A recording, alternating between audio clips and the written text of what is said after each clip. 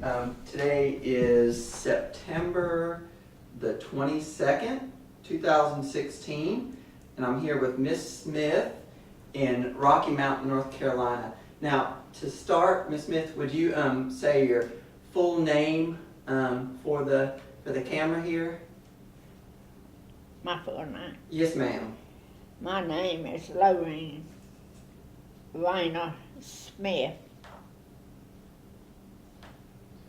Okay, and how do you spell your name, your first name? Lorene. Okay, great. And am I right that you just had your birthday just the other week? And how old are you now? 93. 93. Well, let's start a little bit by just could you tell me about where you were born and what you remember about your parents and that kind of thing? Well, I was born over there on Spring Street, September the 1st, 1993. To 1923, right? Is that right? And I lived over there. I was raised over there, and I lived over there. I got married twice. And the second marriage, they moved us over here. But I forgot what, it was in April, but I forgot what year it was. Okay. Because it was still kind of cool. You had to have heat. We had a oil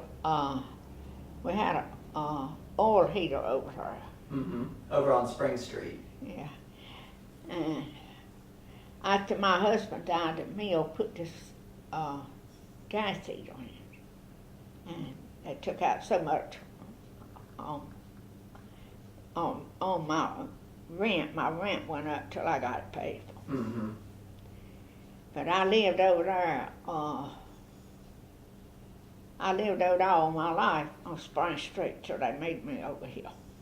So you said you moved when you got married for the second time. That's right. And what was your maiden name then before you were married? My maiden name was Yes, Raynor. Raynor. That's Raynor, right? Yeah. Okay. And what were your parents' names? What? What were your parents' names? What was my married name? Your father and mother. What were their names? My mom and daddy. Yes, ma'am. My mama's name was Sally Raynor, and my daddy's name was John Benjamin Raynor. And I had one brother. His name was John Robert Raynor. I had two sisters. My oldest sister was Elder May Raynor, and my youngest sister was Josephine. And did your parents or your brothers and sisters, did they work in the mill too, or? Well, my youngest sister, she worked at Burlington. She went to work down there to start with in the finishing department at Rocky Mountain Mill, but then she didn't work down there about a week or two. She got a job over at Caramount.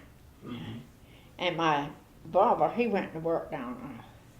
He worked down there till he retired. Oh, wow. Like I did. So you worked there for many years too? Well, when I had been working down there for 35 years, they gave me a bedspread, a Martha Washington bedspread, because I had been working 35 years. Wow. And then when I retired, they gave me a war bond. And in the department that I worked, they gave me a party. Oh, wow. When I retired, and they made up money, and they bought me that miller. Oh, that's beautiful. So when they were going to come in here and fix the house, I told them to be sure nothing didn't happen to it, because them people that I worked with in that department went around, made up money. They give me a party and bought me that miller. Wow. I said I didn't want nothing to happen to it. No, I can't blame you. It's beautiful. And so, well, let's talk about when did you get started working at the mill? How old were you when you got started working there at the mill? I went to work down there when I was 18. Oh, wow. I used to go down there when I was about 14, 15, take a lady's lunch, her supper, and she worked in the finishing department, and I learned how to put up ends before I ever went to work. Well, you weren't supposed to go inside the mill, but she worked out there, and we had a part from the mill out there that had some spinning frames in there, and that's where she worked. And while she was eating, I'd go around and keep her ends put up. So that's why I went in the spinning room, because I used to go down there and take her lunch. She worked the second shift, and I'd go down there and take her lunch about 5 o'clock. And she learned me how to put the ends up before I ever went to work. So who was this that you were bringing the lunch to? This is a friend or family member? Ma'am? Who is it that you were bringing the lunch to when you were going down there? Someone you knew, you said? Was it a family member or? No, she was just a neighbor. Oh, she's a neighbor. Lived down the street from me. So you started there when you were 18. I remember last time we talked, you said you'd go down there and... Yeah, when I got 18, I went down there. And the man said, they had the personnel office right down the corner down here. Yes, in ma'am. that little building. And he told me, he said, you're not big enough to work. I said, well, I'm old enough. And I went down there every week after I got 18. And my sister, my youngest sister, she went with me. And he told me, he said, you don't look like you're big enough to work. Said, she's the one that ought to be asking for the job. I said, yeah, but she's not old enough. She was a lot bigger than I was. And he said, well, I'll tell you what, I'm going to give you a job because I really believe you want one. So that's when he hired me. How many times did you have to go down there before he hired you? I tell you, I went down there, it's a lot of cold weather. Snow was nearing up to here. And walked back home, and I worked second shift. Walked back home at 11 o'clock at night. Wow. There was some cold days back then. So what time would you go, when you worked second shift, what time would you go into work? I went in at 3 o'clock and worked till 11. Wow. That's 8 hours. Yeah. And were there 3 shifts running at the mill, or just 2, or? Huh? And now, in that time, was the mill running 3 shifts, or 2 shifts? They had 3 shifts working. First shift from 7 to 3, and the second shift from 3 to 11. And the third shift was from 11 till 7 the next morning. Mm-hmm. So around the clock, huh? But you know what? I like that shift because, well, I wasn't married then. Mm-hmm. I was 19, I think, when I got married the first time. When I got married the second time, I was 26. Mm-hmm. And I had my son by my first husband. Mm-hmm. He was 4 years old. Me and my second husband went together 2 years before we got married. My son was 4 years old when me and him got married. And me and him didn't never have no children. He said we had Randy, that was enough. Yeah. So. And now, did your first husband or your second husband, did they work in the mill too, or? Oh yeah. That's where I met my first husband, was at the mill. I was really? working third shift, and he was working third shift. And we got married in December the 24th. Mm-hmm. And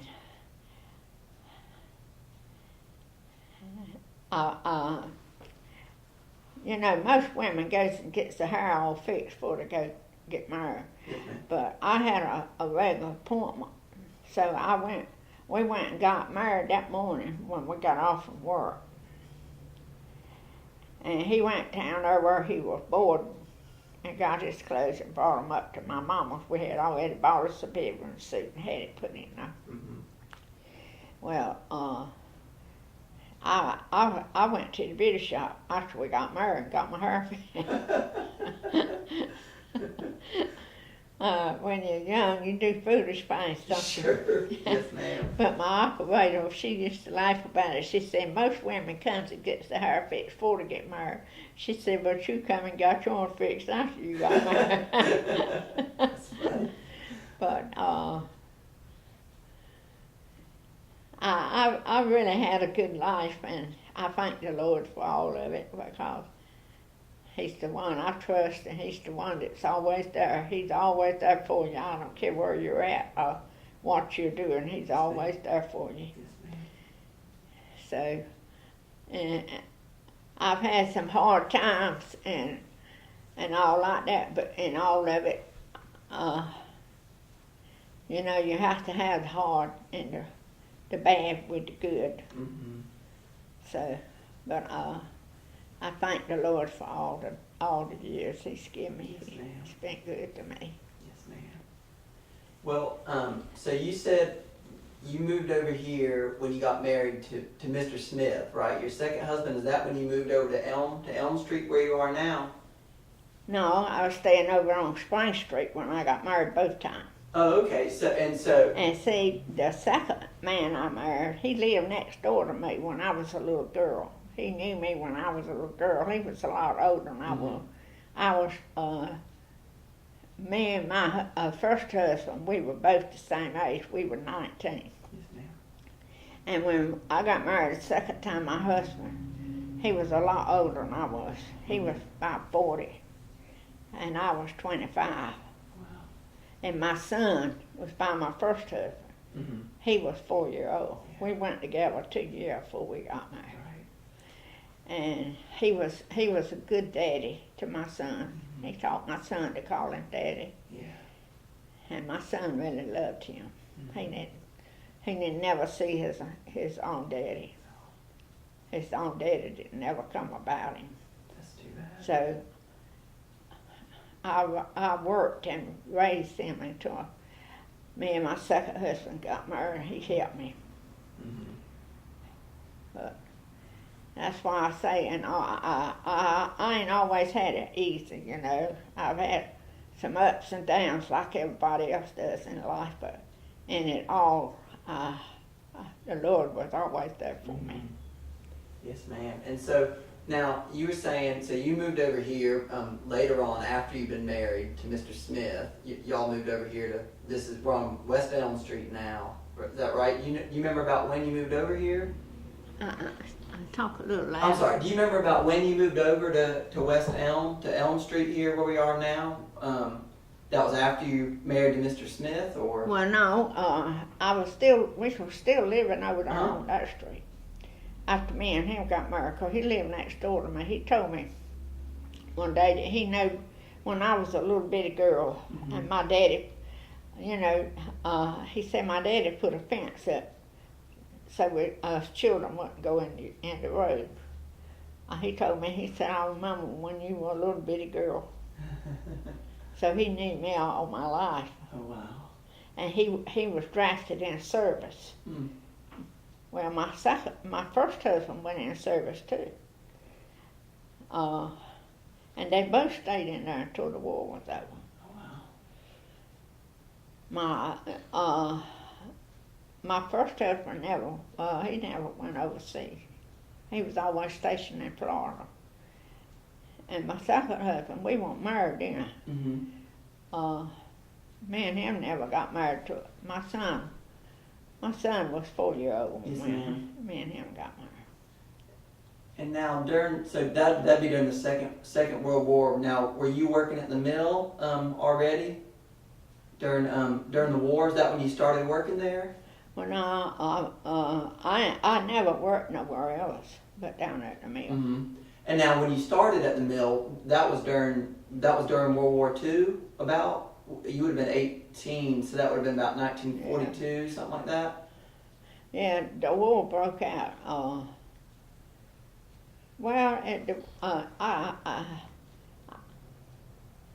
I had already been working a right good while Mm-hmm. when the war broke out. So I turned 18 in September, Right. and I went down there every week. So you would have turned 18 in September of 41, I guess, something like that. So now, what was it like working at the mill during the war? Did things change much from what they had been, or? Oh yeah, the mill changed a lot. we were working, the mill was running 6 days a week. Wow. They had the first shift and the second and the third.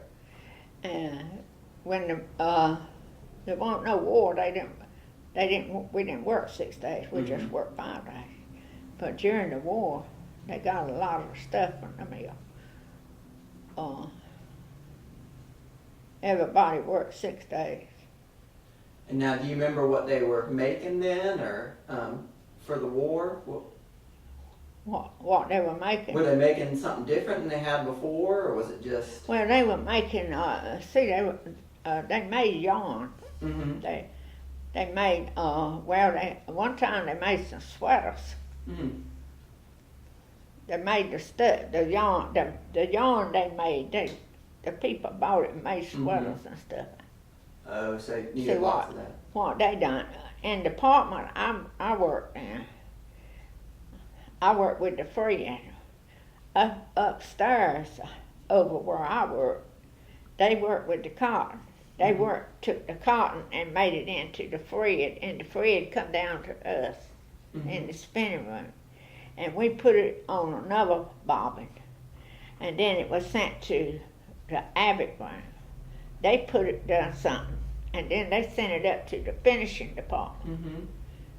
And somehow or another, it went up to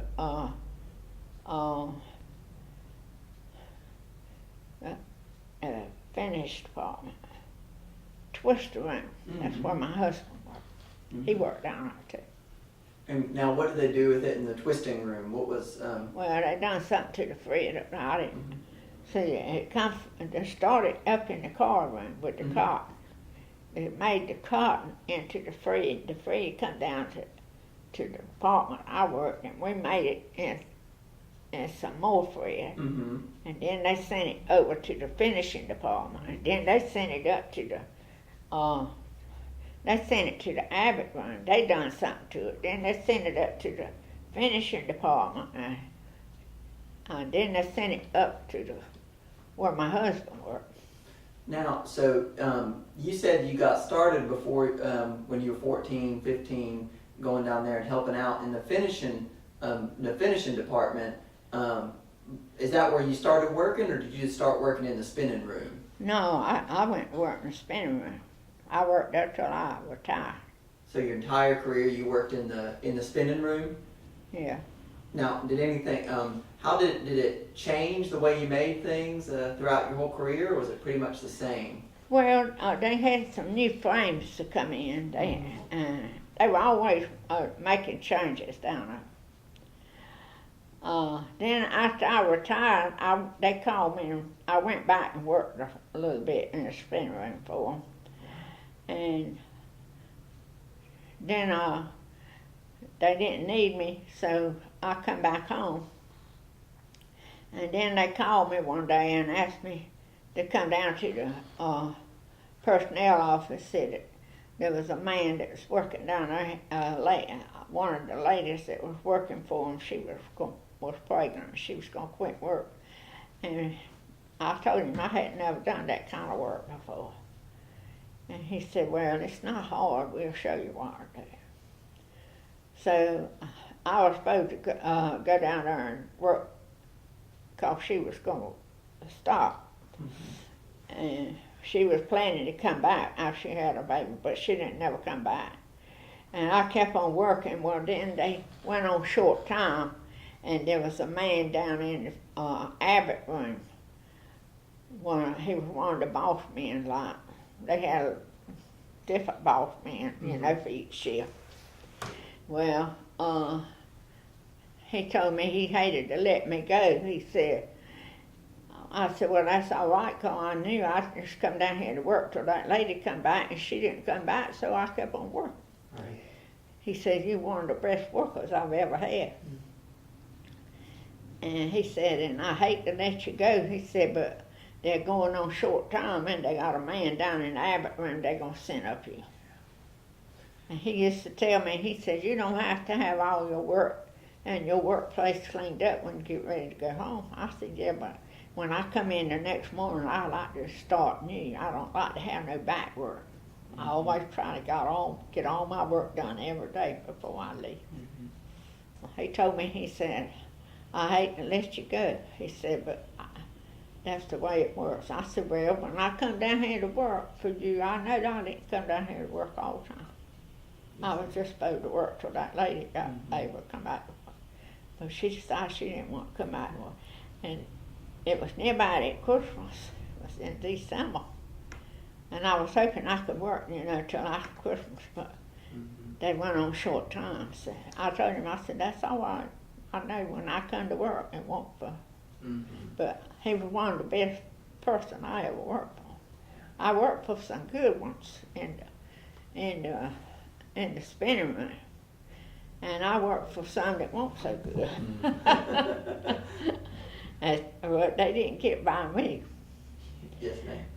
I used to come home, I'd be so upset every evening. I'd go in every morning, and the third shift woman would have my work messed all up. Some of them would be stopped off. And one morning I went to my boss, man, I told him, I said, I'm gonna need some help this morning. He said, well, I said, they got them balled up, stopped off. He said, well, you need help when everybody else does. So I turned around and come on out and went back to my job. But he went and got help and put it on. He told me up there in that other department that I was working for, that last man, he said, he told him, he said, I didn't know she was in here working. He said, yes, said, she's good too. He said, yes, she said she was the best spinner I had. Said, I hated to see her retire. He said, but me and her had our fault, our difference. I said, yeah, if he give it to me, I give it back to him. But I enjoyed working down there. The banners was good people to work for. Now, what was it like working in the spinning room? Was it all, you said the boss man would be a man, but was it all other women in the spinning room, or? No, there was men working in there too. Huh. The men, you don't know nothing about it when I tell you about dolphin and all. Say the men would come along when the bobbins would get full of thread. They would come along and doff them off and put an empty one on, and then I'd run it till they got full again. Then they'd come back and doff it off and put on empty one. That's what the men done. And now, how many frames did you work when you were in the spinning room? Well, when I first went to work down there and learned how to do it, I was running about 8 sides. And then they kept adding on to you. And when I first went to work, see, they made the roping. They had the cotton up in the card room, and they made the roping. It was on a big old thing that come down to us, and we'd put it up, and that's where we made the thread from that cotton that was on it. Well, when I first went to work and learned how to do the work, I had about 8 sides. And I could go to work and clean my job up. I'd clean my job up good, and I'd take me a book. And I'd sit up on a box of roping and read that book. I'd clean up my frames, and when I have them cleaned up good, I'd go over there and sit down and read, and I'd go back around and see if I had any ends down, put them all up, go back and sit. But when I retired, I couldn't do that. Because when I retired, I was running about 20 frames. Wow. And see, the men, they had a man to come around and put the roping up on top of your frame. But when I retired, I had to push my roping around in a box to every side. And I had 20 sides. Now, when I retired, it was getting hard.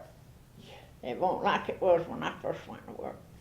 Now, was it when you retired? Was everybody working 20 sides like that, 20 frames, or was it just Some of them had more than that. Wow. And every time I get a set of get my job caught up good and have it cleaned up. If you kept your job cleaned up, your ends would run better. Cause see, they had a blower to run around, and if you didn't keep your job cleaned up, it would blow the lint out, and that would tear your end down. If you didn't put that end back up, and that cotton kept running through, it would mess it all up, make more come down. But sometimes the blowers would blow if you didn't keep your job cleaned up and the lint out, it would blow that lint into that end, that would tear that end down. And if you didn't go back and put that end up, and that cotton kept running through there, after a while it would get around the roll, there's a steel roller there, it would get around that, and you had a hook, you had to pull it off. There's a lot about spinning that if you didn't keep it clean. But when I retired, it was getting harder all the time. And now, why were people doing more sides? Were there just less people working, or more frames, or what? Well, gave everybody more sides. And then they take the man that used to bring your roping around, put it up on the frame. Right. But then you had to push it in the box. You had a little box. You had to go and get it and push that box of roping around every side. So really, they 20. Some of them had 20 and 22 sides. Wow. See, it was getting hard when I retired. But then after I retired, I went back in the spinning room. Yes, ma'am. They called me and asked me to come by and work a little while. I'd go down there and work a little while. But I didn't have to run no more sides like that. So what were you doing then? I just work around in the spinning room. Mm-hmm. Sometimes they had rollers, you know. Yes, ma'am. Well, you had to pick them rollers to keep that cotton picked up. But later years they had a thing that you go around with it, electric, and pick it. Huh. You didn't have to pick it with your hands. I picked them rollers a lot of times with my hands. My thumbs would get all festered up. Ooh. But as years went on, they had different things, new stuff coming in all the time. So it would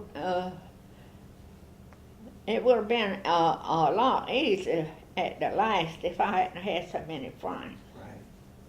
But you had 20 sides. You got to push that box of roping around all them sides.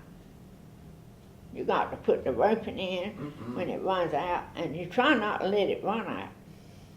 Because if a piece of roping that's in there is about ready to come off, you know, you take it out and twist it off and put your new one in there, and that way your end don't come down.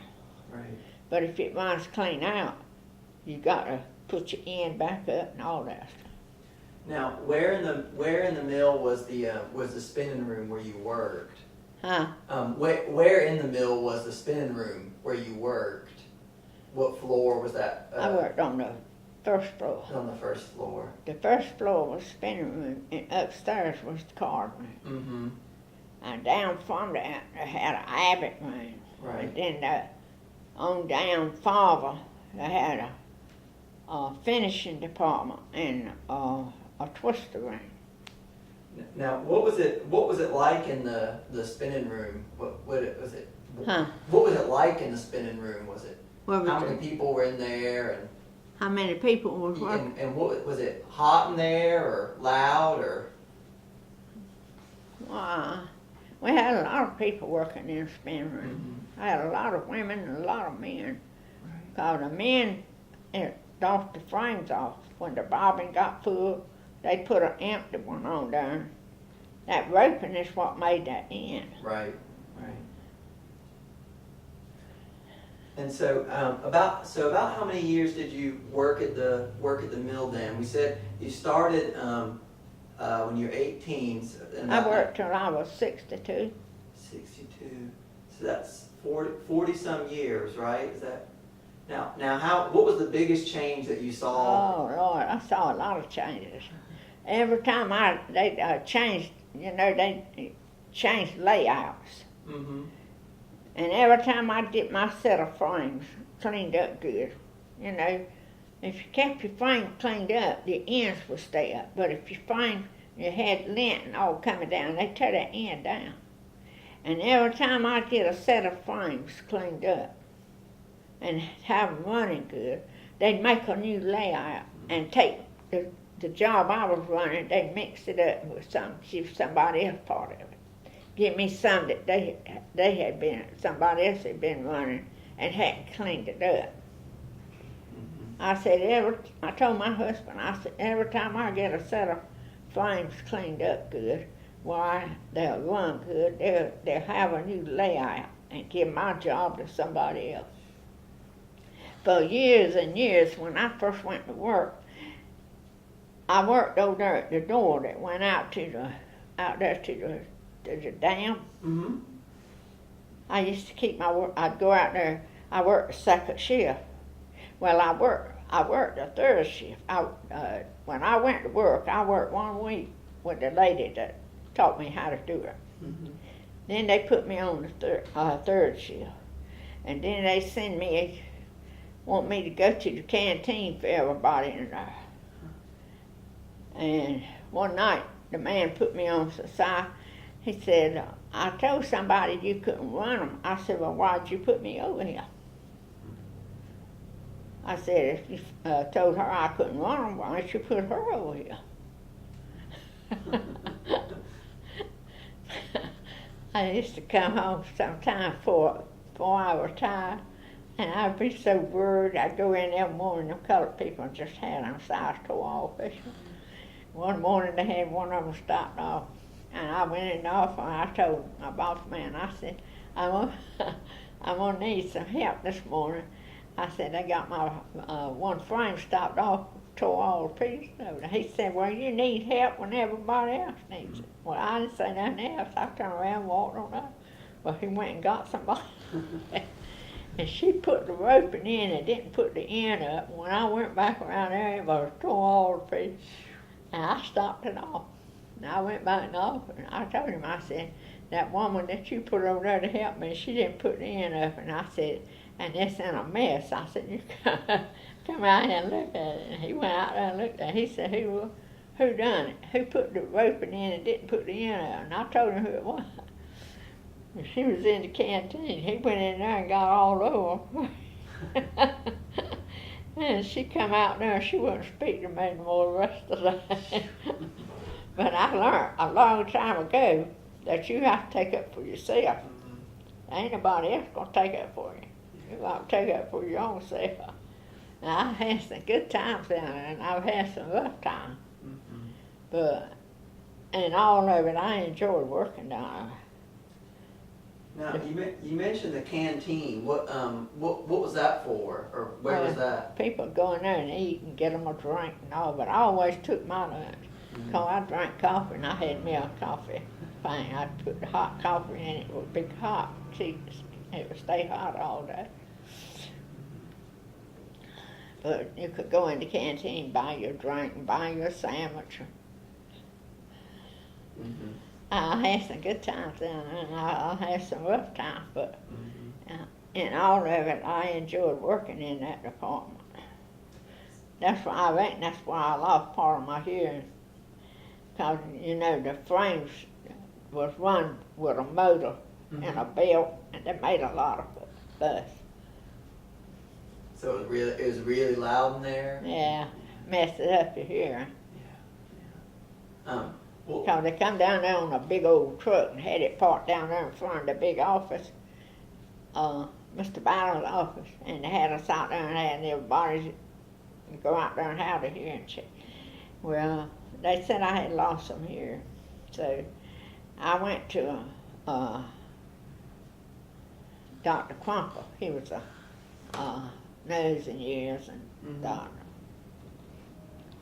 And he told me, he said, you have lost some hearing, but you don't need no hearing aid line. But long years later, I had to get a hearing aid. But I went down there as soon as they checked my hearing and told me I had lost some hearing. I went to my Your doctor had him check it out. Now, did you ever wear ear protection or? Oh yeah, after that they gave everybody earplugs to wear. Mm-hmm. But it was still so loud. It just... See, yeah, a lot of them had already lost some of their hearing. Mm-hmm. Sometimes I forget to put them in. Yeah. Get in the habit, I guess, of not doing it. Now, you mentioned before that one of the things that changed was that at some point there started to be more black women and black people working at the mill. Now, do you remember when that happened, or? What? When they hired black people? Yes, ma'am. Oh yeah. And that's what I hired most of the time. To start with, once in a while they'd hire a white person. But later years, everybody that come down there was black, they'd hire. And then they'd bring them over there where I was working. Mm-hmm. The boss man would, and show them what kind of work, they'd be doing. So one day, every time they'd give me somebody to train, and I'd get them where they could run one or two sides, they'd take them and put them with somebody else that run in the vent room all the time and smoke and get behind. Well, one day he bought some over there, about 3 or 4. And he told me, he said, you act like you don't want to show them. And I asked him, I said, well, one of the women he brought around there, she knew how to put the ends up. So he put her over there with a woman that runs in the vent room and smoked all the time. Yeah. He wanted her to put her over there because she could put some ends up to help that woman catch up. And he was going around. He said, she'll show you what her doing. And he come back over there and told me, he said, you act like you didn't want to do it. I said, well, how would you feel? I said, you tell a lady there that could put the ends up right here and you're about at 3 o'clock for me to get off from work. Why couldn't you let her stay over here with me and put one of them other women over there with that other lady that didn't know how to put up? Mm-hmm. He said, well, if you don't want to train them, put them with somewhere else. I said, well, suit yourself. I turned around and walked off. I come home that day, I told my husband about it. Every day, long it last before I retired, every day I'd come home, I'd be all upset. I told him about it. He said, it's a wonder they don't fire you. I said, I reckon that'd be the best thing they ever done for me. Well, so were you having to train the workers? Because had they not worked in a mill before, or they just hadn't worked in a spinning room, or what? You know what? Now, when you were training these workers, was it because they hadn't worked in a mill before, or they just hadn't worked in spinning, or? Well, when they hire a person, they whatever department they hire them in, that's the department they work in. Mm-hmm. And every time I'd learn somebody how to do the work, and I'd have them on some side, then they'd put them somewhere else. Mm-hmm. They'd take them away from me and put them over there with somebody else. Right.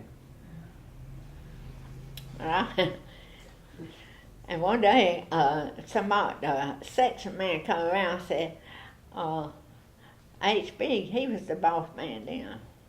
He said, you better brush every one of these rails. I said, okay, I'm going to brush them if they're behind when I get out and here at 3 o'clock for that other lady. That'll be all right with me. My husband said, it's a wonder they don't fire you. I said, well, it might be the best thing they ever done for me. I said, they ain't going to fire a good worker. But HB, he come up there in that other department that I was working. That was outside. That department was up the hill there from the mill. Mm-hmm. I was testing the yarn for him. Mm-hmm. I didn't know how to do it, so the man I worked for taught me how to do it. And HB, he was the boss man when I retired. He was my boss man in the spinning room. He come up there one day to have some yarn checked. He said, I didn't know you were working up here. And that man I was working for, he said, well, she's a good worker, I'll tell you that. And he told him, he said, yes, and she's one of the best spinners I had. I hated to see her go. He told me that when I retired. He said, I hate to see you go because you're one of the best spinners I've got. I guess you were good at it. You did it for a long time. Huh? Now, so you stayed in the village, right? The whole time you were working at the mill. Well, you know, when I first went to work, I would do everything everybody said, you know, about my job. Mm-hmm. And if the boss man would come and say something to me, I didn't say nothing back to him. I'd take everything. But I got tired of taking everything. So if they could dish it out, I learned to dish it back. You get along better too when you let a person know that you ain't gonna take everything. It's hard to do, but when you ain't never been used to doing things like that. But I got tired of taking all the mess. So if they dished it out to me, I dished it back to them. My husband says, I wonder they don't fire you. I said, well, it might be the best thing they ever done for me. Well, so did you lived in the mill village the whole time did you live in the mill village the whole time you worked? Yeah, I ain't never lived nowhere else around here.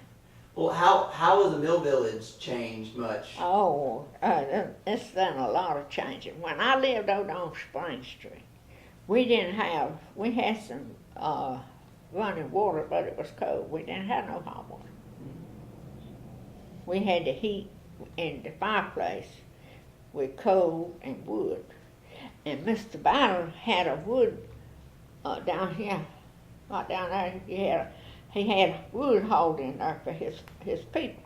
Mm-hmm. And he sold the wood to his people that lived on the village. And at Christmas time, he'd always give his help a turkey and a ham. Mr. Banner was a nice guy. He was good to his employees. And when, a lot of places, they'd go on short time. Well, he always looked after his people. Mm-hmm. And at Christmas time, he'd give them a turkey and a ham. Mm-hmm. And he always there was a big tree down there. I don't know where it's still down there or not, but it was a big tree down there in the office yard. And he always had that tree decorated at Christmas. Now that was pretty. That's great. But like I said, the Battles, they were good people to work for. Now, did they have parties and that kind of thing for the mill workers too? Well, I don't remember them they might have had some for the high up people, mm-hmm. But I don't remember having none for the people inside them, right. In the mill. So, what was it like? You grew up in the mill village. What was it like growing up here? Huh? What was it like growing up here in the village, in the mill village? Well, at Christmas time, they always give everybody, all their employees, a bonus. Mm-hmm. Plus your check that you work for. You always got a Christmas bonus. You always got a vacation in 1st of July. The whole mill closed down. Everybody had a vacation. And sometimes they made, if they sold a lot of yarn and all companies, sometimes when they're selling stuff, they sell a lot, and then sometimes it slows down. But when they had a good sale and all, they always give us a extra check sometimes. But like I said, the Battles down there was good people to work for. And after Mr. Battle retired, then Tommy, his son, come down. And John Melvin, he was a good guy. He worked down there too. Yeah. I always thought about John, nice guy. But he come through the mill sometime, but he worked mostly up in the office. Mm-hmm. But Mr. Battle, sometimes he would come through the mill. And sometimes Tommy would come through there. But when Tommy and Mr. Ballard come through there, some of the people would always run over there and stop him and talk to him. And it made him stop coming through there like he used to. But, and then they used to have a ball diamond down here. Hmm. They had a ball team at the mill. My second husband, when he worked down there, when I was growing up, he used to play on the ball team. We used to go down there and sit in the ball diamond and watch them out there play. Was your second husband? What position did he play? Do you remember? Huh? What position did he play at I baseball? don't know. But I know they used to have a ball diamond. I used to go down there and sit up in them bridges. They had a big old thing out there for you to sit in, and the people would be out there on the field playing. Now, do you remember what was the team's name? Do you remember? No. I was real young back then. I don't remember but I remember all that, you know, 'cause I used to go down there with you. And my daddy, I never did learn to swim. My daddy used to take us down there at the park, Sunset Park. There was a place over there at the river. We called it the Flat Rock. There was a great big rock out there in the river. And I didn't have no bathing suit. Yeah. My daddy let me put a pair of my brother's overalls on. And he'd take us down there, and we could wade out there to that rock, that big rock that sat in the river. I never did learn to swim. I used to go, they used to have a park, swimming pool up here where the library was. Mm-hmm. I used to go up there and sit and watch them swim, and the boys would get behind the girl and put them down, duck them down. That's why I wouldn't never go in the swimming pool. So I didn't feel like I could stand there. Somebody ducked my head on that water. Now, did these parks belong to the mill, or were they just city park? Were these parks part of the mill? Did they belong to the mill, or are they just part of the city, or what? What? The parks you're talking about and the swimming pools. The park up here. Mm-hmm. I think that must belong to the city. Mm-hmm. You know where the library is now? Yes, ma'am. Yeah. Oh, back in there they used to have a swimming pool up there. You had to pay to go in. Mm. And back there, down in there they had swings. You could go out there and swing. I remember my mama taking me down there when I was a little girl and swing on their swing. And I'd go out there and sit and watch them in the swimming pool, and the boys come behind the girl. That's why I didn't never go in the swimming pool. Now, was there a park that was right here at the mill that the most of the mill people I went don't to? think that was no part of the mill. Mm-hmm. That must have belonged to the city. Mm-hmm. I reckon. I don't know. Yeah. All I know it was up there. And a long time ago, see, they didn't have big trucks and all to haul the stuff away. They used to have the train to come in. They had a railroad crossing up here at this road. Mm-hmm. And the little boys would go out and get 2 nails and go out there and put them on the track. When they hear the whistle blowing, they have the nails. They'd go out there and put them like that, so when that train come across, it would mash them together. And that's how the mill hauled the stuff away. Because they didn't have trucks and all way back then. When I was growing up, they had that train to come. Yeah, they blew that train whistle. Would come right across the street up here, where this road is. Mm-hmm. Well, that's where it would come, right across there and go down here to the mill. There's been a lot of changes, you know. Oh, yes, ma'am. Now they haul the stuff. When I was working, they'd haul it away on big trucks.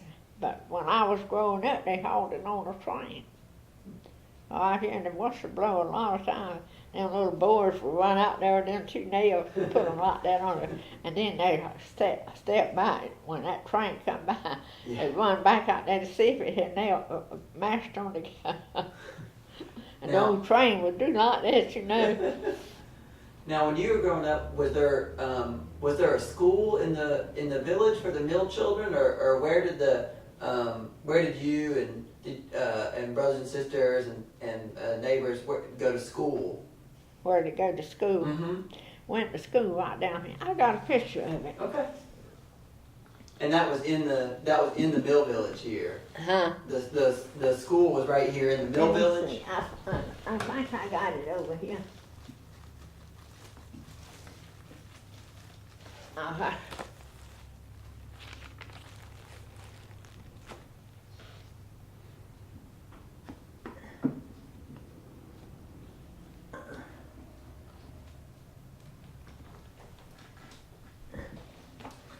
I got all my church books over here. Mm-hmm. I had that in an envelope. I was gonna get it out so I would have it to show you. Mm-hmm.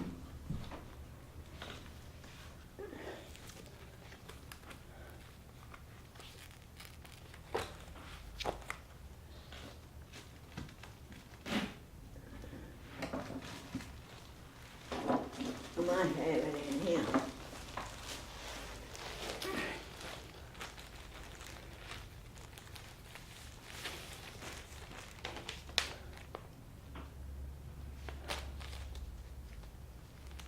Yeah, this is it.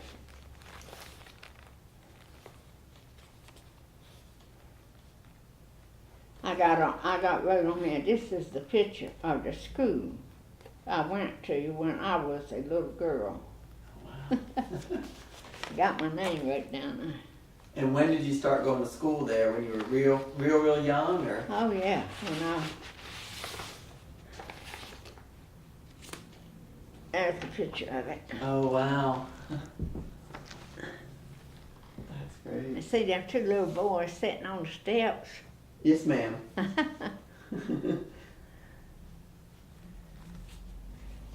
Now, so was it everybody from the mill village that went to school there? Was that it? It was just all mill children, or? Yeah, all that lived on the mill hill. Mhm. The children went to that school. Mhm.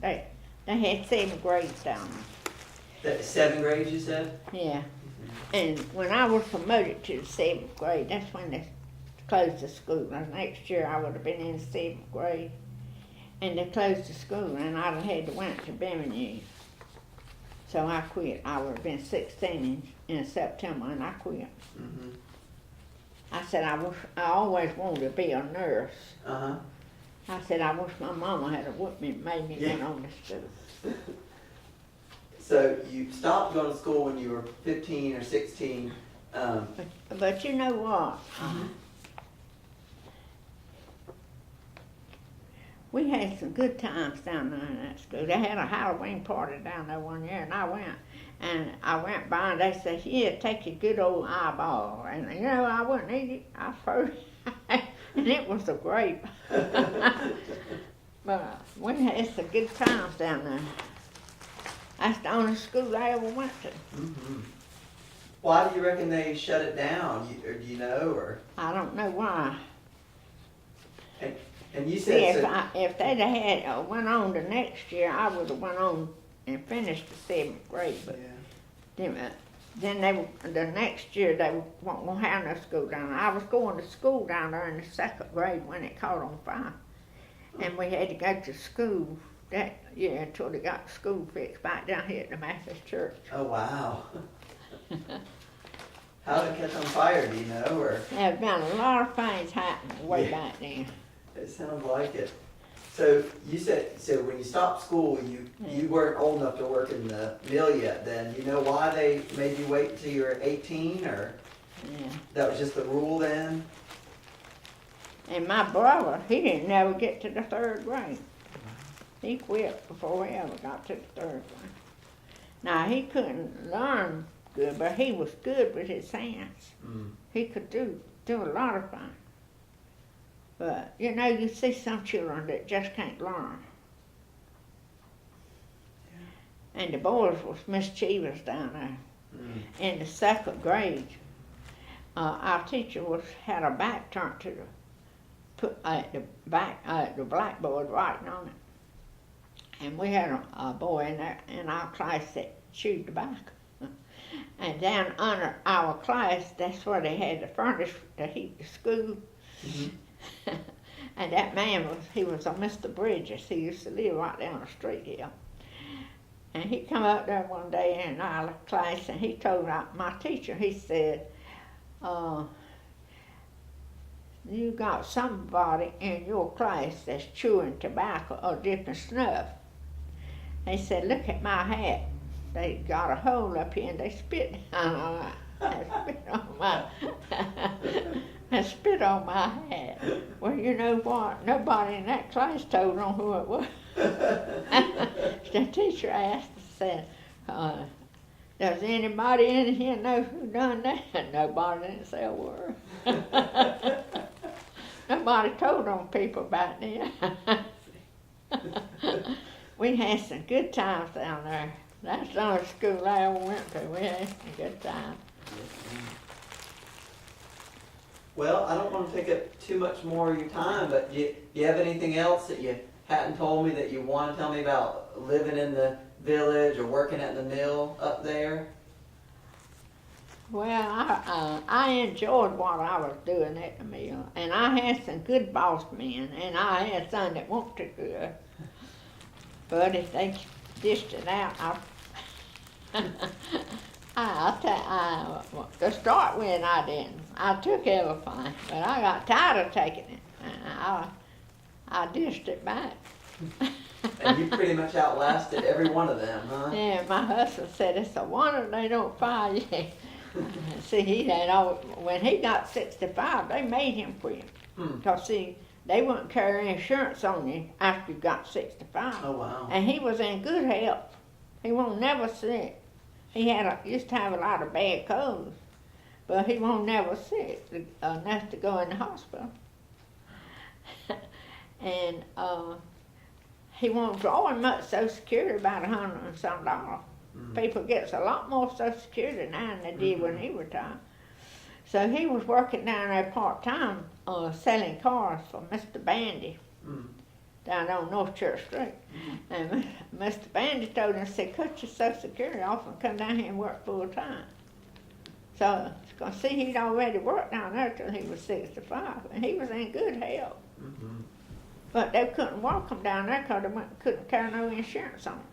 Now, did he do the same, did he stay in the same department the whole time he was there? He was in the twisting room? He worked the third shift all the years he worked. And when they drafted him in service when the war broke out, well, when he come back, he said he had a chance to go somewhere. Well, he was stationed way off. He wasn't never stationed close by. He said he had a chance to go somewhere and work on the railroad. And he always liked the trains. He used to go up there and sit and watch trains come in. But when he got out, when the service was, the war was over, he got out of service. You know, they let him come home. He went back to work down there and worked till he was 65. Why do you reckon you and your husband both worked at the mill so long? Huh? Why do you reckon that you and your husband both stayed at the mill for so long, the same mill, without switching jobs? Well, he liked what he done. He'd go down.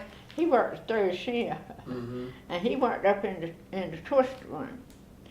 They didn't have many women up there working. Most of them were men. They'd have one or two women working on it.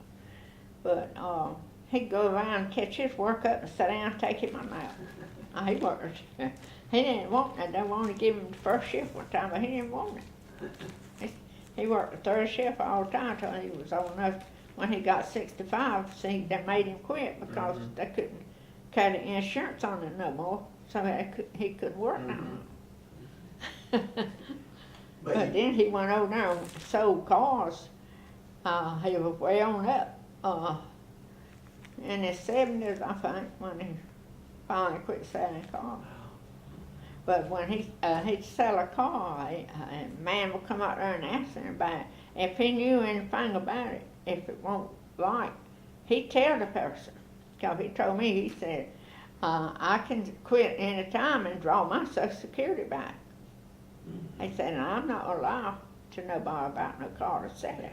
Yeah. If I know there's something wrong with them, I'll tell them what's wrong with it. That's why he had a lot of customers. Mm-hmm. When people go down there, they'd always look for him. And he'd go down there to work and do his job, go around, catch his job up, and go back over there and sit down and take him a nap. Doesn't sound like a bad job, huh? Like I said, that was a good place to work. When Abbott's went out there, I told him one day, I said, I believe I'll go out to Abbott's and see if I can get me a job.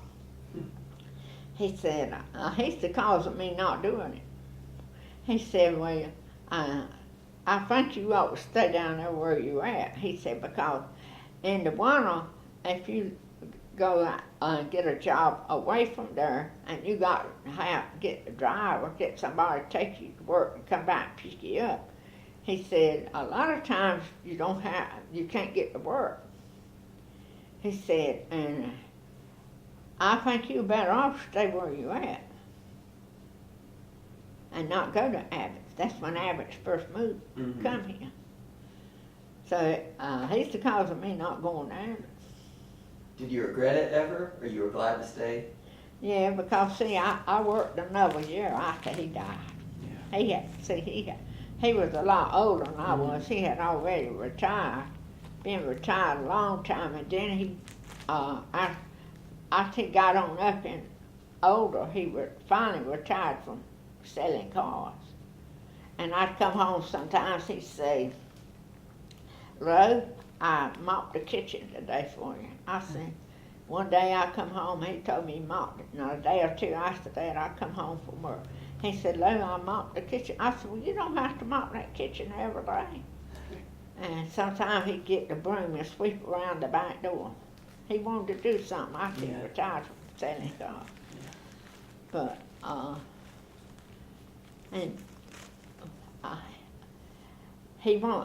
as long as we were married, he never was sick enough to be in the hospital. He never was in the hospital, but no sick. He was in good health. And I came from work. I had my cap sitting up and down that way then. And I came home from work. I had been out sick, and I had just gone back to work that week. I worked Monday, Tuesday, and Wednesday. And when I come home that day, he told me, I come in here and sat down, and he said, when you get up and go back in the kitchen, said, look in the refrigerator. I left him some money to buy some steak for supper. And I said, I already looked at it. I said, why'd you put that money on the table for you? I said, the steak cost more than what I give you. He said, well, I wanted to bring you some change back. And we sat down in here and talked. My brother was down here, and he got up and went home. And I had a friend that lived across the street over there. She wasn't married. She come over here. And my husband, he got up and went in the bedroom. He always come home, he had a pair of pants, he called his house pants. He'd change his good pants he had on, changed and sitting around in them clothes. And every day about 4 o'clock, he'd ride up to the train station, get us a paper, and sit up there and watch the trains come in. He always liked the train. And that day he went in there and changed clothes. When he'd come up, go in there and change clothes, he'd come back there and stand there in the door and talk to me before he'd go out. But that day, I had another chair different than that one sitting over. That day, he'd come back in here and sit down after he had dressed to go out. And my friend over there, she was sitting over there on the couch. And he asked her, he said, do you like cornbread? She said, yeah. He said, I don't. She had told me, she said, I thought he liked cornbread. I said, he does. She said, well, he said he did. And he said, he always called me Lou. He said, Lou, when I go out to get the paper, you want me to go by Gardner's over yonder and get some collars cornbread. I said, no, we got that steak in there to fix. And then my brother, he had already left and gone home. And then all at once he said something, and I was sitting over here. And I asked her, I said, what did he say? She said, I don't know, just like that. And I looked across the heater, and his head was thrown back, and his mouth was wide open. I jumped up and went over there to him. And I patted him like that and called him, but his eyes was wide open. He didn't say nothing. And she got up and went home. And I said, Lord have mercy, what am I going to do? And it seemed like something said, well, go in there and call your brother. He's just left. So I went in there. I had a phone in the hall then. Mm-hmm. I went in there and called him, and I was crying. He said, don't cry, I'll come right back. And he come down the street. He was fixing to shave. He had his shirt off. He come down the street putting his shirt on because he lived right up the street there from me. And before he left, he called the rescue squad. And I was still down there in front of him, trying to get him to say something. When they come in, they picked me up, put me on the couch. But my friend come back. She said she went home to get her glasses to see how to see the number to call the rescue squad. But my brother, he done that before he left home. And they come over there and was talking to me, and I said he's gone. And that's how quick he died. But that sure was shocking. Because see, I had been out about a month. I had been in the hospital, and I had just gone back to work that week. I worked Monday, Tuesday, and Wednesday. He died on Wednesday. Wow. That was sad. That was sad. Shocking. I've had, like I said, I've had some good times, and I had some sad times, but in it all, I always had the Lord to help me. Yes, ma'am. Now, if you got the Lord, that's all you need. Yes, ma'am. Well, I thank you for talking to me today. I'm going to cut this off now.